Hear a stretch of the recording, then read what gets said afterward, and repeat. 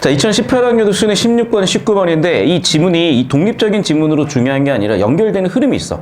우리 오늘 수업 첫 영상으로 그 한 유튜버의 영상을 봤었잖아요. 그래서 그 아리스토텔레스 목적으로 시작을 해서 과학혁명까지 흐름을 봤었죠. 기억납니까? 자, 그 내용을 가지고 예를 보시면 좀 더 이해가 빠르실 것 같고, 다시 한번 얘기하지만 우리가 배우셔야 되는 것들은 사실은 역사적으로 지금까지 있었던 인류의 지식이야. 그리고 그거는 매년 정확하게 1년 6개월마다 지금까지 있었던 인류 지식만큼이 새로 생겨나요.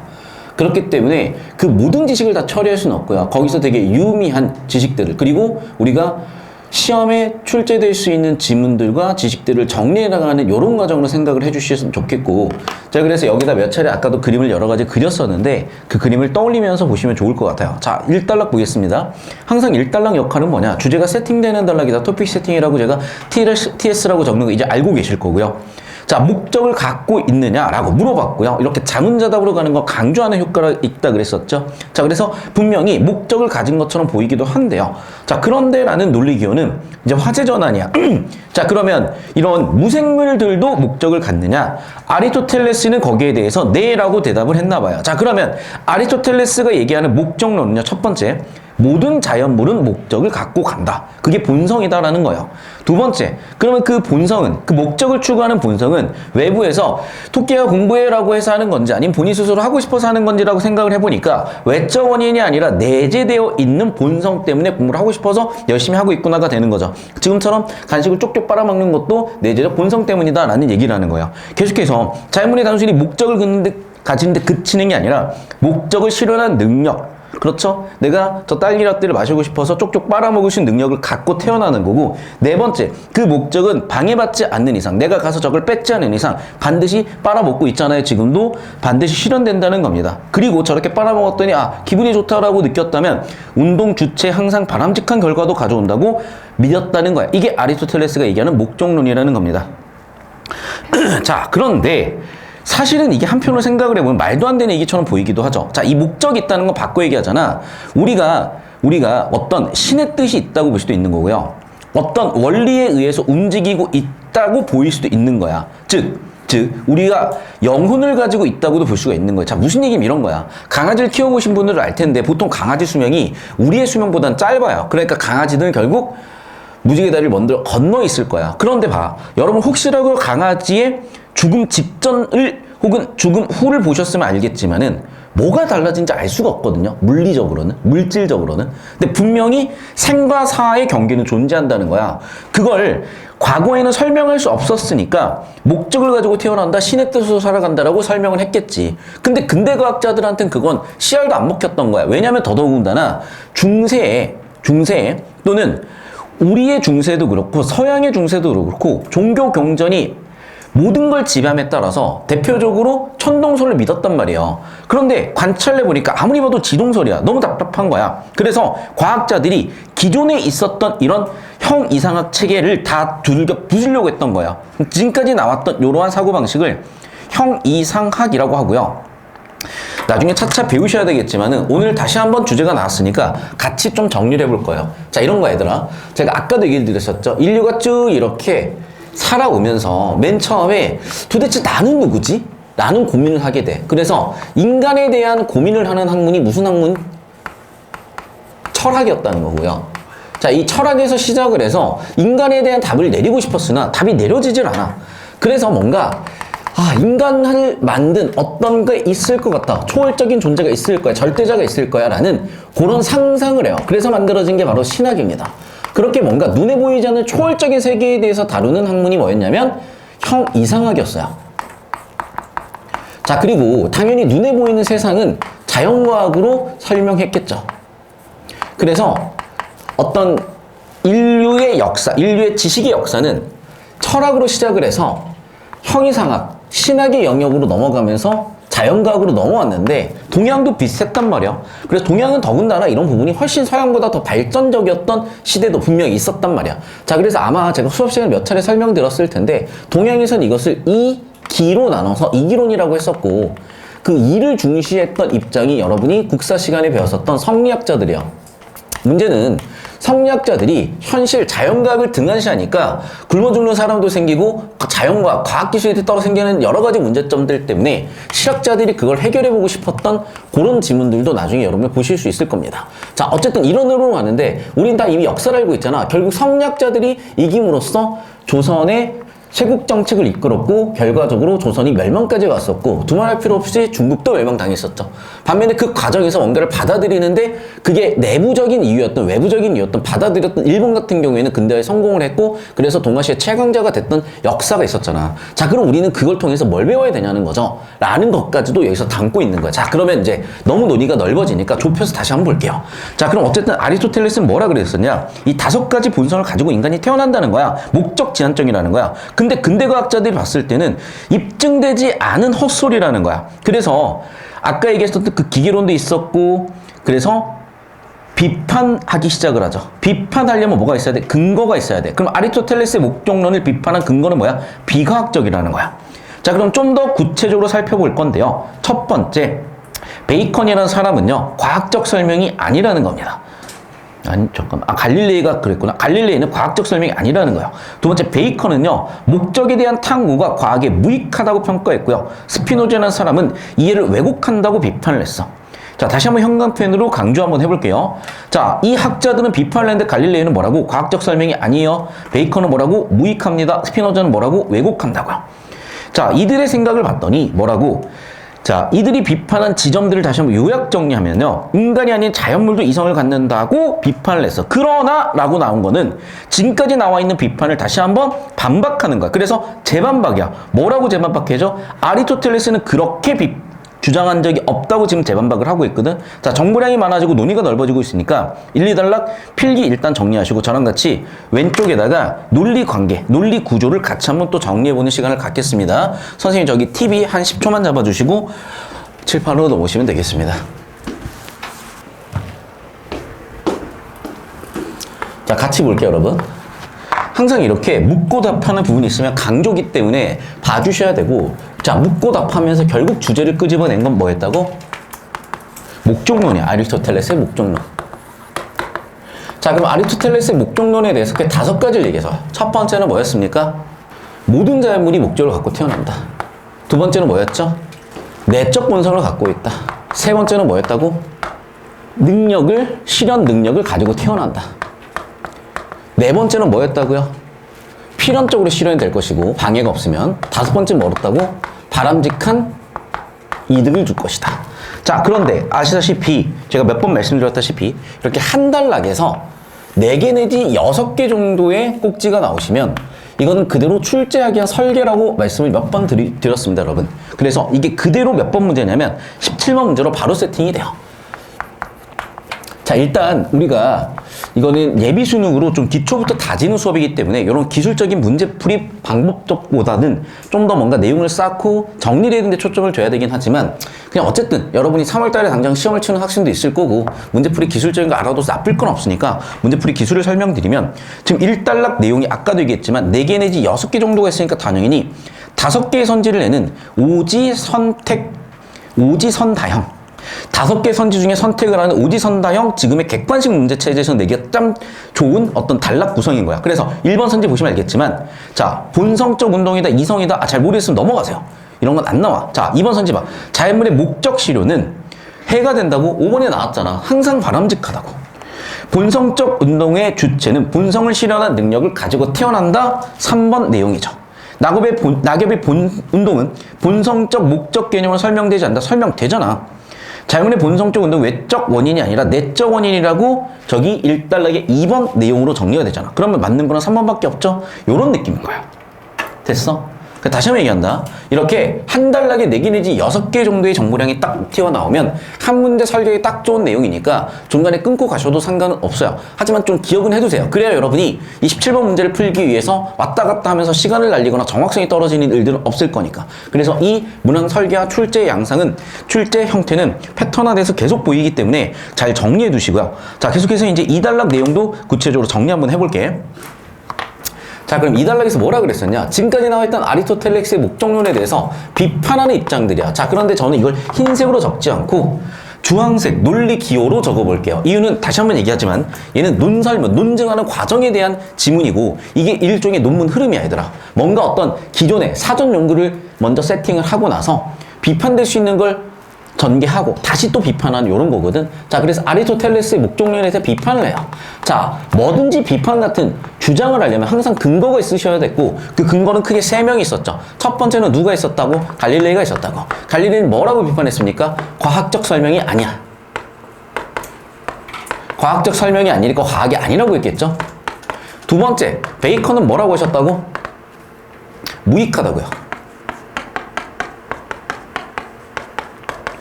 세 번째, 스피노자는 뭐라고 주장했다고? 과학에 대한 이해를 왜곡하신다고. 자, 그럼 이렇게 세 가지 비판의 근거가 있었고, 자, 그러면 얘를 총정리해보면 얘네들의 요약 정리를 해봤더니 결국 무슨 얘기야? 자연물도 이성을 갖는다. 자, 이것도 벤 다이그램으로 표현을 한번 해볼게요, 여러분. 자, 지금 여기 나와 있는 분류체계는, 자, 노란색으로 제가 형광펜을 쳐볼게. 여기 나와 있는 요 정보를 잘 보셔야 돼. 인간 이외의 자연물도 이성을 갖는 것. 자, 이 노란색 정보는 수학적으로 표현하면 이렇게 표현할 수가 있어요. 세상 만물을 전체 집합 U에다 놓고 표현하잖아. 그럼 뭐가 있는 거야? 자연물이 있고 인간이 있는 거야. 왜? 인간 이외의 것이 자연물이라며. 됐어? 그러면 인간의 여집합은 뭐가 되는 건데? 당연히 자연물이 되는 거죠. 여기까지 되시니? 자, 그럼 봐. 인간 이외의 자연물도 이성을 갖는다 그랬으니까 얘네들 전부 다 뭘 갖는 거야? 이성을 갖는다라고 얘기를 했다는 거잖아. 됐어? 그래서 다시 여태까지 나와 있는 얘네들의 내용을 요약 정리해 보니까 뭐라고 표현하는 거냐? 인간 플러스 인간 이외의 자연물도 모두 집합의 포함기호로 표현할게요. 인간 합집합, 인간의 여집합 모두 이성 갖는다고 비판을 했는데 여기서 재반박이 들어가요. 뭐라고 재반박이 들어갔다? 그렇게 얘기한 적 없다고. 자, 그래서 아리스토텔레스는 뭐라고 주장했다? 오로지 인간만 이성을 갖는다고. 즉, 저 벤 다이어그램이 아니라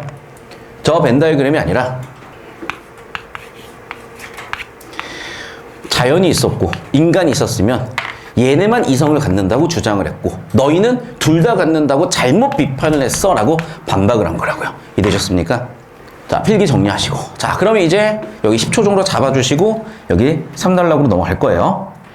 자, 필기하시면서 보시면 알겠지만 결국에는 아리스토텔레스 주장에 대한 반박보다는 재반박을 했으니까 주제자 측 아리스토텔레스의 주장을 옹호하는 쪽으로 갔거든 이미. 자, 그러면 이제 3단락으로 가볼 거예요. 자, 그러면 이제 현대에 온 거야 얘들아. 아까도 얘기했었지. 근대 과학자들은 진짜 어찌 보면 피해의식이 있을 정도일 수밖에 없어. 왜? 그냥 총동소리 옳대. 내가 아무리 과학적 증거를 들이밀어도 통계적 증거를 들이밀어도 개소리 하지 말래. 왜? 경전에 쓰여져 있는 거 네가 뭔데 틀렸다고 하냐. 답답해 미쳤겠죠. 그러니까 과거에 있었던 모든 잔재를 비판하려고 했으나 여러분 사실은 또 이렇게 생각해 볼 수도 있는 거야. 지금 과학자들이 물론 많은 걸 발견해내고 또 많은 걸 확인했어요. 하지만 여전히 모르는 게 훨씬 많아. 두 번째, 그렇다고 영혼이 있다는 걸 증명 못했지만 없다는 것도 증명 못한 거예요 사실은. 마찬가지야 그런 맥락에서. 즉 현대 과학으로 설명되지 않은 부분들이 많은데 그 부분들을 어떻게 하실 거냐는 거야. 그럼 그 부분에 대해서 우리가 아직 규명하기 전까지는 존재 자체에 대해서 거부할 수는 없다는 거야. 아까도 얘기했죠. 우리 강아지가 크다가 자 우리 강아지 돌아가셨어. 자 그럼 돌아가시기 전후가 있을 거야. 뭐가 다른지 현대과학 설명 못 하잖아. 근데 분명히 뭐가 다르잖아. 그럼 그 상태를 뭐 규정도 안 할 거야? 그냥 의식이 있다 없다. 오케이. 영혼이 있다 없다. 아니 일단 영혼에 대한 정의조차 못하는 상태고 있는지 없는지도 입증을 못한 상태면 도대체 이거를 뭔가 이 현상을 규명하는 단어 정도는 있어야 되지 않겠냐. 사실 이런 고민까지도 간 거거든요. 다시 돌아와서 지문에서 뭐라고 하는지 봅시다. 너희는 너무나 교조적인 믿음이었다. 뭔진 모르겠으면 교조라는 것도 뭐야? 신앙, 믿음 같은 거야. 그러니까 과학자들조차도 과학에 대한 신앙 가지고 과학에 대한 종교적인 생각을 가지고 종교를 비판했다는 거죠. 기존 종교를. 그래서 이거는 비판의 근거야. 너희는 그래서 어떻게 됐어? 충분한 근거를 제시하지 못했다라는 근거 2. 무슨 얘기야? 너희는 첫 번째, 너희는 너무 교조적으로 너희는 그냥 과학을 신앙처럼 믿어버려서. 두 번째, 너희 충분한 근거도 없이 비판을 했어. 자, 그래서 볼로 튀는 사람이 뭐라고 주장을 하냐? 자, 보이지도 못했고 시도도 안 했다고. 또한 우드필드는 이 부분이 흥미로운 지점인데요. 봐. 과학적 설명이 아니라고 누구의 주장을? 앞쪽에 나와 있는 갈릴레이의 주장을 인정했어요, 여러분. 얘들아, 지금 서로 치고받고 논박하는 사이에 인정하는 거 되게 쉽지 않거든? 요런 거는 무조건 출제된다고 생각을 하세요. 특이한 지점이니까. 이해됐어? 그럼 역시나 여러분 이게 정답이야. 내가 얘기했다. 다시 한번 얘기한다. 이렇게 서로 논박하는 과정에 인정하는 건 참 보기 힘든 논리 구조거든? 그러면 얘가 출제 가능성이 당연히 높은 거야. 그래서 실제로 18번에 그게 정답이야. 어디 나와 있어? 그게 2번이잖아. 서로 입장차가 있는데 인정하는 부분이 있잖아. 이런 부분은 출제 가능성이 높다고 아까도 얘기했지만. 이해되시죠? 자, 그래서 3단락 구조를 또 한번 옆에다가 처리 같이 한번 해볼게요. 자, 그러면 보이다시피 자, 3단락. 자, 첫 번째 우드필드, 두 번째 볼로틴. 그래서 볼로틴이 얘기했어요. 너희는 시도도 하지 못했고 입증도 하지 못했다는 거야. 두 번째 우드필드는 뭐라고? 특이했죠? 누구 인정? 갈릴레오의 과학적 설명이 아니라는 부분은 인정. 자, 이 부분은 무조건 얘기했다. 뭐라고? 출제가 된다고. 그래서 실제로 18번으로 설계가 됐죠. 이런 논박이 있는 상황에서 이렇게 출제가 됐을 때는 당연히 얘는 굉장히 출제자의 시선을 끌기 때문에 무조건 이제 중요하다라고 말씀을 드렸었고요. 그래서 그 우드필드는 과학적 설명은 아니래. 그리고 목적의 옳고그름을 확인할 수 없기 때문에 확인 불가라는 거야. 자, 그러면 여러분 봐봐. 논박을 이미 끝냈잖아요. 아리스토텔레스 목적론에서 얘기를 하고 비판했고 비판의 근거를 받고 거기에 대해서 지금 뭐 하고 있어? 재반박이 이어지고 있잖아. 그러면 여기까지 해서 지금 아리스토텔레스의 입장을 방어하는 쪽이 2단락 후반부에 3단락까지 있으면 이제는 사실 아리스토텔레스가 글의 주제라고 보셔야 될 거고, 자, 그럼 그 아리스토텔레스 주장을 다시 한번 정리하는 것도 유의미하지만 다른 학자와 비교 대조해보는 것도 되게 유의미해요. 자, 그리고 얘기 드렸다시피 보기가 나오면 이 보기 유형에서는 어떻게 나온다고? 지문 내용과 보기 내용을 비교 추론하는 문제가 나온다고. 이건 뭐 하시라고? 그냥 표 처리하시는 게 제일 깔끔하다고 말씀드렸어요. 그럼 표를 처리해 보실 건데 크게 3명의 학자가 나옵니다. 4단락의 첫 번째 아리스토텔레스가 나오고 엠페도클레스가 나오고, 보기에는 누가 나오냐면 생물학자 마이어가 나옵니다. 자, 생물학자 마이어가 나옵니다. 그래서 아리스토텔레스, 엠페도클레스, 마이어까지 비교 대조해 보실 건데 너무 논의를 펼치면 끝도 없고요. 자, 그래서 얘네들이 결국 하고 있는 건 똑같은 거야. 자, 봐. 글의 주제는 뭐였어? 목적론에 대한 생각이야. 자, 그럼 그 목적론에 대해서 반박하는 근대 철학자들은 뭐라고 했었냐? 근대 과학자들은 뭐라고 그랬었냐? 야, 모든 건 물질로 이루어져 있어. 물질로 설명할 수 없는 목적 같은 건 헛소리야. 그리고 그 물질은 화학 같은 걸로 환원이 돼. 그래서 좀 이따 보시면 알겠지만 아리스토텔레스는 목적론이 맞다고 주장을 하고 엠페도클레스는 물질론과 환원이 맞다고 주장을 하는데, 이런 OX표를 좀 이따가 정확하게 여러분이 만드실 수 있어야 돼. 그래야 마지막 보기 문제가 설계되면서 풀리는 게 보이셨을 거라고. 그래서 이 표 처리하는 걸로 여러분 19번 설계가 보이실 겁니다. 자, 그래서 마지막 이제 마이어 세팅까지 가야 되는데 그 전에 4단락을 한번 같이 정리하고 올 거고요. 4단락에 쓰인 여러 가지 표현들이 저렇게 3가지 이론이라는 게 보이셨어야 이 답이 쉽게 나와서 혹은 답이 풀릴 수가 있기 때문에 정확히 정리하셔야 되고, 다시 한번 얘기하지만 옛날 수능 한 5년 전, 10년 전만 하더라도요. 무슨 내용을 다룰지 몰랐어, 수능에서. 그러니까 이거에 대해서 저처럼 정리하는 게 근거가 있냐라고 비판하실 수도 있었을 거예요. 근데 그때부터도 헛소리야. 왜? 그런 비판하는 사람들은 최소한 타전공 학사야. 전공자도 아니고요. 전공자 학위가 있는 사람들도 아니야. 전공자 학위가 있는 사람들이 저거에 대해 비판할 리가 없어요. 당연하지. 아는데. 비전공자는 왜 비판하겠어? 모르니까. 그런데 아직도 고3 수준의 지적 수준이 머물러 있으니까 그게 맞다고 착각을 하는 거야. 다시 한번 얘기하지만 저는 이 분야 말고는 얘기를 하질 않아. 얘기를 하질 않는다고. 어제 이제 축구 보면서 3대3으로 비겼어요. 나는 근데 너무 재밌게 봤어. 왜? 야, 솔직히 옛날에 말레이시아랑 우리나라는 게임이 안 돼요. 근데 더 흥미롭고 더 재밌었던 건 뭐냐면 나는 되게 감동했던 게 그 장희수 닮으신 분이 되게 유명한 감독님이죠. 김판곤이라고 되게 훌륭한 축구 선수였고, 근데 그분이 봐봐, 말레이시아를 절대 한국에 비빌 수 없는 말레이시아를 3대3 비기게 만들었다니까? 그거 되게 감동스러운 장면이었어. 그리고 나는 근데 우리나라 선수들이 못한지도 모르겠더라고. 되게 잘했어, 어제는. 되게 나는 흥미롭게 봤거든? 갑자기 이해 왜 하는 거냐? 그런데 이제 어제 그 결과에 대해서 야, 내가 뛰는 게 낫겠다는 애들이 우리나라에 한 2천만 명 정도 돼요. 내가 봤을 때 우리나라 사람들은 거의 뭐 그냥 모든 걸 다 잘해. 모든 걸 다 잘하고 모든 걸 손흥민보다 다 잘하고 아마 제3도 현우진 선생님보다 많을 거고 아무튼 우리나라 사람들은 키보드만 딱 잡는 순간 호날두보다 축구를 잘해. 메시보다 잘해. 아무튼 자기 분야에서 여러분이 좀 자신 있게 하셔야 되는 거고 그러려면 다시 한번 얘기하지만 이 분야에 대해서 정확하게 알고 계시는 그런 분들의 얘기를 좀 우리가 들을 필요가 있거든요. 자, 다시 돌아와서 사단락 정리할게요. 17세기 과학은, 선생님 여기 끊었다 할게요. 그래서 17세기 과학은 뭐라 그랬냐? 물질론이었다는 거야. 물질론이 뭐다? 모든 것이 물질로만 구성된다. 바꿔 얘기하면 목적 같은 거 있다 없다? 목적 같은 것은 존재하지 않는다. 물질론 가운데 일부는 뭐라고? 모든 생물학적 과정, 니네가 얘기했던 그건 목적론으로 설명하는 게 아니라 뭐로 설명할 수 있다? 물리화학법칙으로 설명된다. 그 물리화학법칙으로 설명되는 게 바로 환원론이야. 자, 그러면 봐. 환원론은 어찌 보면 한계죠. 우리 강아지가 살아있음과 죽어있으면 다른데 그게 다르지 않다는 한계가 있었던 거예요. 그러니까 그 한계에 대해서 아리스토텔레스는 비판을 한 거죠. 뭐라고? 야, 너희 물질론이야? 그리고 물질 구성 요소를 알면 본성도 설명할 수 있다는 환원론이야? 웃기지 마. 너희 영혼 어떻게 설명할 거야? 생명의 죽고 사는 문제 어떻게 해결할 거야? 그래서 뭐라고 반복하냐? 물질이 아니다라고 한 거고요. 물리화학적으로 환원되지 않는다. 즉 환원론 아니다라고 설명한 거야. 되셨죠? 그럼 여기 필기를 선생님 10초 정도 더 잡아주고 오십시오. 15초 정도 잡아주세요.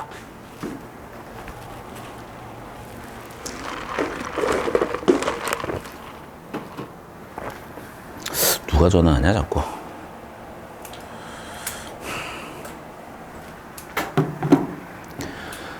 이렇게 되시는 거죠. 그러면 아리스토텔레스는 목적론을 주장했고요, 물질론과 환원론을 비판했고요, 엠페도클레스는 목적론을 비판했고요, 물질론과 환원론을 주장한 입장이 되는 거야. 이해됐어요? 여기까지? 자, 그러면 이제 이거는 당연히 보기 문제로 가셔야 되는데 마지막 단락 요약 정리하면서 가볼게요. 자, 마지막 단락 보겠습니다. 당연히 첨단과학 발달했죠.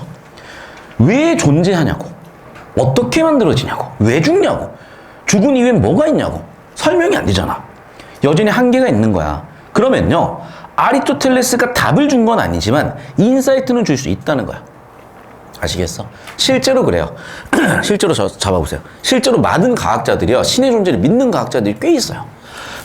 왜냐면 이게 신의 뜻이 아니면, 신의 섭리가 아니면 설명이 불가능하다는 거야. 아니, 그러면 신의 뜻 아니면 설명이 가능한 게 없어. 그건 몰라.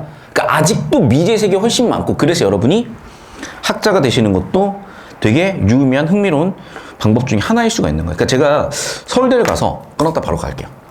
중에 하나는 뭐냐면, 서울대는 어떤 사람들이 올까? 일단 나 같은 사람은 잘 없어요. 보통은 공부를 진짜 열심히 했고 학자 같은 분들이 많아. 또 이런 게 있어. 요즘 애들은 그런데 공부 잘하는 애들이 다 인싸고 극 2고 힙합하고 있고 댄스도 하고 당근도 먹고 다니고 딸기도 들고 다니고 그래. 그런데 그래도 한 4년 동안 서울대 있고 뭔가 공부를 하다 보면 뭔가 그런 게 있나 봐요. 우리는 돈이 전부고 유명해지는 게 전부고 사랑받는 게 전부고 라고 착각하고 사는 것 같다. 그게 SNS의 폐해 중에 하나야. 물론 SNS 덕분에 범죄율도 많이 떨어져요. 왜? 예를 들면 내가 화가 난다고 앞에 있는 토끼를 한 대 때리면 애들이 영상을 찍어서 올리겠지? 그럼 나는 이제 학원 강사를 더 이상 할 수 없겠죠? 이런 것처럼 범죄율을 낮추는 데도 많은 도움이 돼. 그런데 한편으로는 너무 정답이 아닌 걸 다른 사람이 정답이라고 생각한다는 이유만으로 나한테 정답이 아닌 걸 정답이라고 착각하고 살아갈 확률이 되게 커진다는 거거든. 그래서 제가 서울대 교수님들 보고 되게 감동받고 되게 감사했고 존경할 수 있는 지점은 뭐였냐면, 자기 분야에서 정말 우리나라 탑클래스였을 거 아니에요. 물론 탑클래스 아닌 교수님들도 있어. 그래서 가끔씩 물음표가 뜨는 경우도 있으나 대부분의 경우에는 정말 위대하신 분들이야. 근데 그분들이 정말 검소하죠. 검소하다는 게 실제로 돈이 없어. 연봉이 별로 안 돼. 그러니까 차도 막 10년, 20년 지난 거 똥차 끌고 다녀. 그런데 그분들은 그런 게 중요한 게 아니거든. 그러니까 그런 분들이 사실은요, 뭐 인문학이든 문과든 문송합니다의 시대에 문과를 하셔도 또는 이과를 하셔도 어쨌든 그런 분들이 빛과 소금이고, 그런 분들이 어떤 학자로서 우리 삶의, 우리 인류의 지평을 넓혀주시고 우리 인류의 범위를 넓혀주시는 그런 분들이셨던 거야. 그러니까 어떤 느낌이냐, 어제 너희 축구 보면서 모르겠어, 되게 좋아하더라고요. 그럼 봐봐, 우리나라 대한민국 축구 선수들이 그냥 됐겠었어요? 뒤지겠을 거라고. 진짜 정말 여러분 저기에 이렇게 올라가서 경기에 뛰는 선수들은요, 여러분이 상상을 초월할 정도로 진지하게 힘들여서 매 순간을 노력해서 운동선수가 돼서 올라간 게 국가대표 선수였던 거야. 저분들도 우리한테 감동을 주잖아. 똑같아. 여러분이 어떤 분야에서 무엇을 하든지 간에 저는 장인 정신을 가지고 뚫다 보면 그게 5년, 10년 차에서는 잘 몰라. 근데 10년, 15년 차, 20년 차가 되기 시작을 하면 드디어 장인이라는 게 되실 거예요. 그리고 나면 다른 장인들은 그 장인들을 보면 여러분의 삶을 보면서 되게 감동을 느끼실 거라고. 저는 그게 어제 되게 좋았고, 사실 저는 어제 누가 제일 감동스러웠냐면 그 말레이시아 감독님이 제일 감동스러웠어요. 야, 한국이랑 3대 3이라니. 대단하신 거죠. 그래서 저는 어제는 그게 감동스러웠고, 이동 올라갔으면 된 거 아니냐?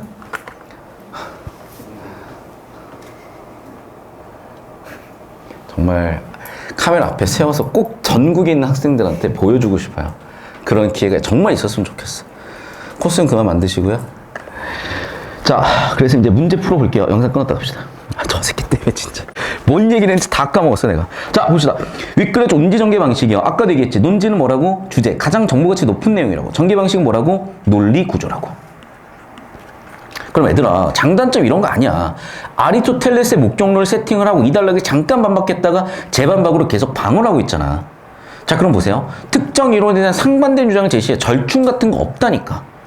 새로운 이론도 없어. 부당성 같은 거 아니야. 5번이죠. 1단락. 특정 이론 뭡니까? 아리스토텔레스 목적론이죠. 2단락. 비판을 다시 2단락 뒷부분에서 재반박, 3단락이 재반박. 맞죠? 5단락의 의까지. 정답은 5번 끝났습니다. 얘들아, 벌써 세 문제 다 풀었다. 자, 마지막 문제다.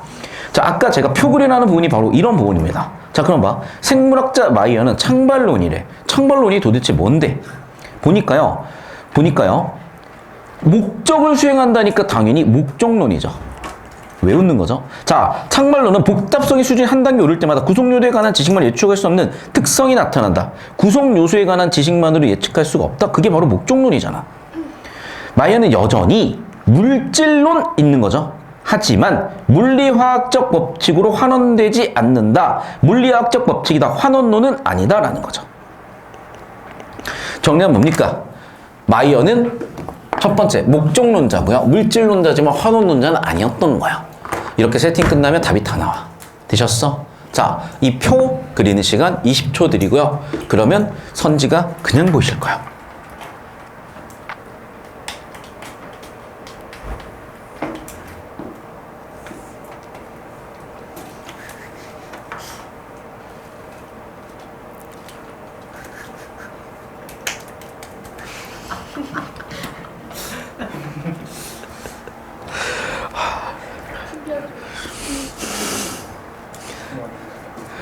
캐릭터 최강이다 진짜. 이 희소성을 위해서 아, 진짜 너무 귀여워 죽겠네 진짜. 너무 귀여워서 마이크는 들어가죠. 너무 귀여워서 꽉 깨물어 부리고 싶은데 오늘 수업 끝내야 되니까. 정답 3번 바로 보이시죠? 마이어와 아리스토텔레스의 공통점 뭐였다? 구성 요소들에 관한 지식만으로 예측할 수 없다. 그게 바로 뭐였다? 목적론이었다. 정답 3번 끝입니다. 자, 우리 학생들 고생 많으셨고요. 이 지문 여기까지지만 이 지문에서 끊기는 게 아니라 다른 지문들 이어지는 것도 잘 봐두십시오. 고생하셨습니다, 여러분. 안녕히 가십시오.